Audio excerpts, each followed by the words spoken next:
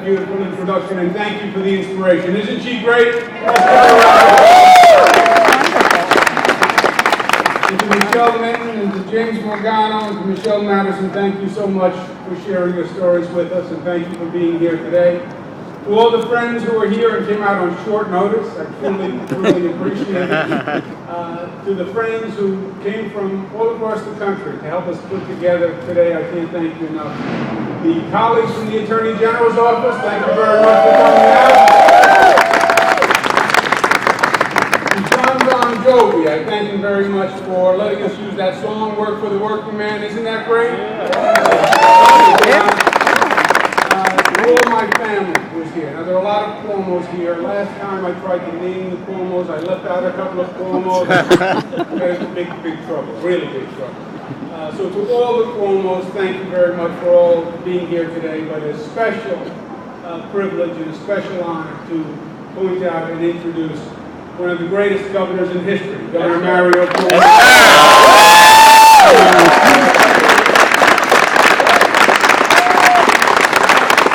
And one of the greatest first ladies in history, Matilda.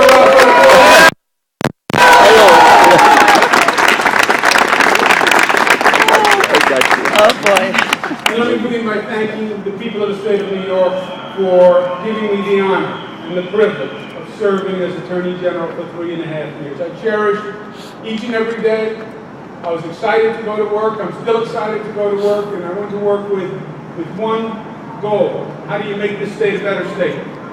How do you help someone? How do you help someone's life? How do you improve someone's condition? The stories you heard today are what we do day in and day out. And it was the pleasure and the honor of serving as the Attorney General. I just hope that the people of the state are pleased and proud of our service.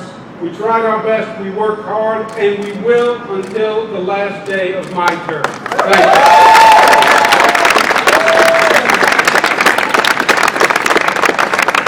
My friends, I think this upcoming election in November is probably the most important election for the state in my lifetime. To put it simply, New York State is in trouble. The economic upheaval, the meltdown has wreaked havoc in too many lives. 831,000 New Yorkers are unemployed. That's not to mention the hundreds of thousands who are underemployed. Home values plummeted, and when it did, the equity that people had in the home plummeted. And the equity they had in their home was everything. That was their life savings, that was the college tuition, that was the retirement home. That was the payment for your daughter's wedding. That was in the equity of the home, and overnight it's gone. And people didn't do anything wrong. And then to add insult to injury, they look to the state government, which is supposed to be part of the solution, and it turns out the government is part of the problem. The chronic dysfunction of Albany metastasized into the corruption of Albany.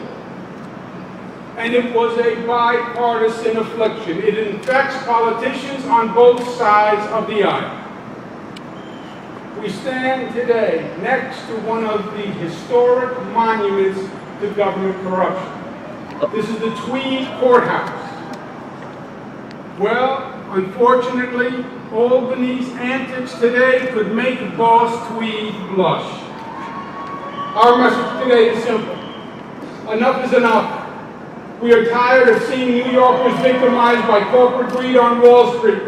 We're tired of seeing New Yorkers victimized by government corruption in Albany. We're tired of seeing New Yorkers leave the state because they can't pay the taxes anymore. It's time the people of the Empire State strike back, and that's what today is.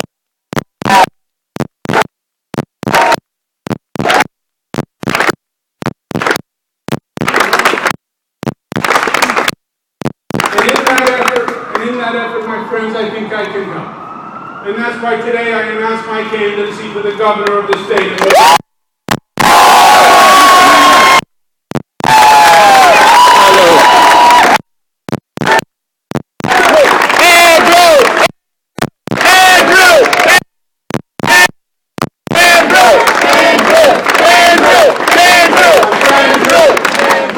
My friends, my campaign is this simple. I represent the people of the state of New York, and we want our government back. We want confidence back, and we want pride back, and we want integrity back, and we want service back, and we want control back.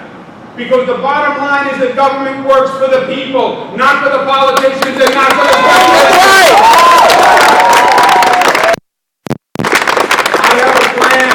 I have a plan to rebuild New York from the ground up. And the goal of the plan is to get the economy running again. To get the state's economy running again, we need to make the state government work again. And to get that done, job one is going to be to clean up Albany and make that government work for the people and make that state legislature actually work and work for the people. We need certain new ethics laws. We need full disclosure of all income. Mayor Koch is right. We need an independent redistricting commission. We need independent monitors because self-policing is an oxymoron. And we're going to have to reorganize this government to make it work today. We're going to have to do what every business in this country has done, what every family has done, realize that the economy turned and figure out how to do more with less and tighten our belt and restructure and reorganize. We have 1,000 state agencies.